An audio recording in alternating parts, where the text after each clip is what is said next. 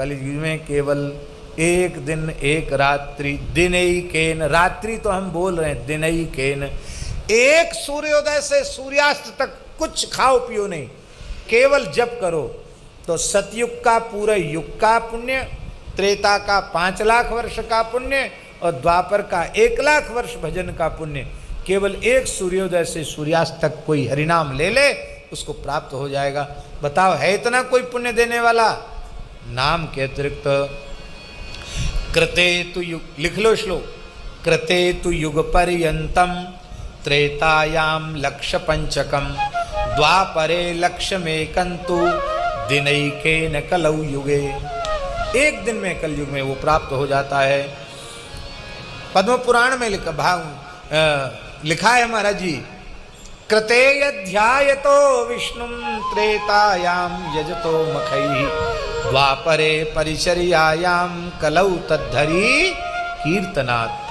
सतयुग में ध्यान से जो फल मिलता था, त्रेता में यज्ञ से, द्वापर में परिचर्या से, वही फल कलयुग में केवल नाम संकीर्तन से मिल जाता है। लोकोद्धारणार्थ हरिनाम प्रकाशयेत् सर्वत्र मुच्यते लोको महापापात् कलौ युगे। स्कंद पुराण में भगवान शिव पार्वती जी से कह रहे हैं, ध्यान से सुने, वो कह रहे हैं सब लोगों का धर्म है कि सब हरिनाम का प्रचार करो, हरिनाम का प्रचार करो, खुद भजन करो और सबको भजन में लगा दो। बोले क्या होगा उससे? बोले ये सबसे बड़े पुण्य का काम है कि जीव जगत के उद्धार के लिए स्वयं हरिनाम का जप करें और हरिनाम जप का खूब प्रचार करें, क्योंकि सर्वत्र मुच्यते लोकः, सारा संसार मुक्त हो जाता है।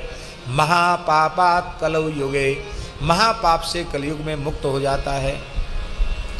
ऐसे श्लोक जब हम पढ़ते हैं तो हमारी परम श्रद्धे श्री प्रभुपाद जी के प्रति बड़ी श्रद्धा उत्पन्न हो जाती है।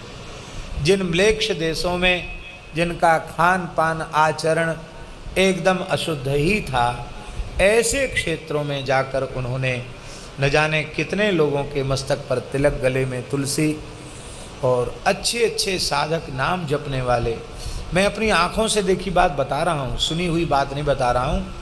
एक बार हम वृंदावन की परिक्रमा कर रहे थे, बहुत पुरानी बात है, तब परिक्रमा पथ कच्चा था, केवल ये तो बहुत पीछे चामुंडा से और ये गोरेदाऊ जी तक गट्टी की सड़क बहुत पीछे बनी, पहले सब कच्चा था और बीच में मथुरा वृंदावन वाला रोड ही पक्का था और रमन रेती में कितनी रेत थी, चलते चलते पैर भर जाते थे। पूरा परिक्रमा पथ कच्चा था, कैसी कुंजों की झूम थी। हम तो स्वयं कल्पना करते हैं कि कैसा समय था परिक्रमा का, अद्भुत था। तो हमको एकादशी का दिन था, थोड़े गर्मी का समय था, विलंब हो गया परिक्रमा में। प्रायः एकादशी को जाती थी वृंदावन परिक्रमा, देर हो गई, गर्मी का समय था, शायद जेठ रहा होगा या बैसाख रहा होगा, खूब तेज गर्मी थी। उस तेज गर्मी में पैर जल रहे थे, क्यों वहाँ सब रेत ही थी उस समय। ये मदन मोहन जी का जो पुराना मंदिर है, इस तरह की बात है, सब कच्चा था। हमने देखा एक विदेशी युवक जो वेशभूषा को देखकर लगता था कि इस्कॉन से जुड़ा हुआ होगा, बड़े सुंदर तिलक उसके मस्तक पे थे, और उसने अपना कपड़ा खोला और मदन मोहन जी के मंदिर को देखकर उस तपती हुई रेत में लेटकर साष्टांग प्रणाम किया। मैंने अपनी आंखों से देखा, मैं सुनी हुई बात नहीं बता रहा हूँ। जिस रेत में गर्म धरती पर पैर रखना बड़ा मुश्किल था, उसने साष्टांग प्रणाम किया।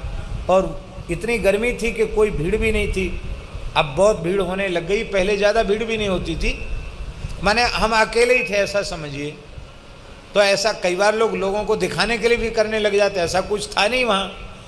तो मेरे मन में आया कि धन्य है उस महापुरुष को, महात्मा को, जिसने विदेश की धरती में पैदा हुए लोगों में ऐसी श्रद्धा जगा दी। हम उस महात्मा को प्रणाम करते हैं।